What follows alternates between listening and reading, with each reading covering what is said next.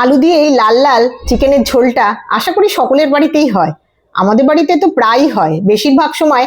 আগে মাটন হতো, গরমকালে এই আলু দিয়ে মাটন। এখন যেহেতু মাটন খাওয়াটা সকলের রেস্ট্রিকশন, সেই জন্য এই চিকেন দিয়ে হয় খুব সহজে। দেখুন আজকে আমি কিভাবে বানাচ্ছি। আগে আলুগুলো ভেজে নিয়েছি, তারপর ওই তেলের মধ্যে চিকেনগুলো দিলাম। কারণ কি, চিকেনের মধ্যে যেই মানে ফ্যাটটা আছে তেলের মধ্যে গেলে না একটা সুন্দর মানে ফ্লেভার আসে চিকেনটায়। এবার দিয়ে দিলাম পেঁয়াজ কুচি, দিয়ে একটু নাড়াচাড়া করার পর অল্প করে গ্যাসের সিমটা করে রেখেছি, দিয়ে এদিকে আমি মশলাটা দিয়ে মাখিয়ে নিচ্ছি। এটা কিন্তু আমি পুরো ভিডিওতে কত কি পরিমাণে দিয়েছি আমার চ্যানেলেতে, বড় ভিডিও গিয়ে দেখবেন, সমস্ত কিছু দেওয়া আছে। এইবার দেখুন আমার পেঁয়াজটা ভাজা হয়ে গেছে। এবার আদা রসুন থেকে আরম্ভ করে যত রকমের গুঁড়ো মশলা আছে সব দিয়ে দিলাম, অল্প অল্প করে দিয়ে ভালো করে কষিয়ে টমেটো পেস্ট করে রেখেছি। এই টমেটোটা না পেস্ট করে দিলে খুব ইজি ভাবে রান্নাটা হয়ে যায়।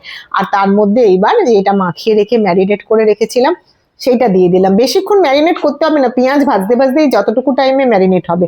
আমি কিন্তু জল দিইনি, ঢাকা দিয়ে দিয়ে রান্না করছি। দেখুন জল ছাড়ছে, অল্প একটু বাটি ধুয়ে জল দিলাম, দিয়ে আবারও চাপা দিয়ে দিয়েছিলাম, দিয়ে গরম মশলা ছড়িয়ে দিয়েছি, দিয়ে ভালো করে নাড়াচাড়া করে জল দিয়ে ঢাকা দিয়ে দিলাম।